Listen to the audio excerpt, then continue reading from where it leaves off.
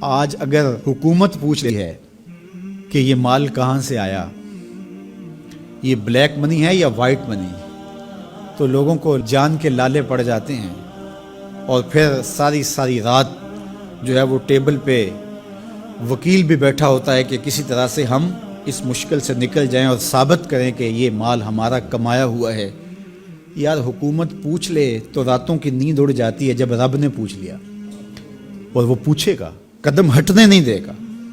وہ پوچھے گا من این اکتسبہ، کہاں سے کمایا۔ بہت سارے لوگ ہیں جو مال کماتے ہوئے اس کو بھول جاتے ہیں کہ ہم مال کیسے کما رہے ہیں۔ فرمایا کہ میری امت پہ ایک ایسا زمانہ آئے گا کہ لوگ اس بات کو فراموش کر دیں گے کہ جو ان کے پاس مال آ رہا ہے وہ حلال ذریعے سے آ رہا ہے یا حرام ذریعے سے آ رہا ہے۔ مال کی محبت اس قدر غالب ہو جائے گی کہ حلت اور حرمت اٹھ جائے گی، اور جب کوئی شخص اس مقام پہ پہنچ جاتا ہے، طمع اس قدر بڑھ جائے، پھر سمجھو کہ اس نے قیامت کے دن اللہ کے حضور سخت شرمندگی کا اہتمام کر لیا، سخت رسوا ہوگا اس دن۔ تو ہر صورت کے اندر وہ ذرائع اختیار ہمیں کرنے ہوں گے جو حلال ہیں۔ علماء نے لکھا ہے کہ اگر رزق پاک نہیں ہے تو نیک لوگوں کی دعاؤں سے بھی حصہ نکال دیا جاتا ہے، یعنی ایک تو اس کی اپنی دعا قبول نہیں ہوگی، دوسرا نیک لوگ جو دعائیں مانگتے ہیں، اللہ پوری امت پہ رحم کر، پوری امت کی خیر فرما، تو اس شخص کا حصہ نیک صالحین لوگوں کی دعاؤں سے نکال دیا جاتا ہے۔ تو قیامت کے دن اللہ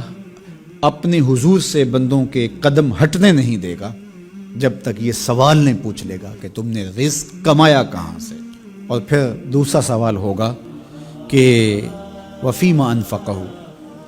اس کو خرچ کہاں کیا۔ عمومی طور پہ ہم اس پہ تو زور دے دیتے ہیں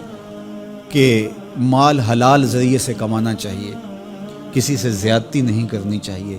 جھوٹی قسم سے مال نہیں کمانا چاہیے، کسی کو دھوکہ دے کے مال نہیں کمانا چاہیے، مال کمانے کے ذرائع اچھے ہونے چاہیے، یہ اس پر تو ہم توجہ دیتے ہیں۔ لیکن سوال یہ بھی ہوگا کہ صرف یہ مسئلہ نہیں ہے کہ تم نے کمایا کیسے، یہ بھی مسئلہ ہے کہ تم نے مال کو خرچ کہاں کیا، مصرف کیا تھے اس کے۔ فضول خرچی میں، اسراف میں تو وہ مال حلال کی کمائی تم نے ضائع تو نہیں کر دی۔ ہمارے مالک نے تو ہمیں جو مال ہے اس کو بے وقوف لوگوں کے ہاتھوں میں دینے سے منع کیا ہے۔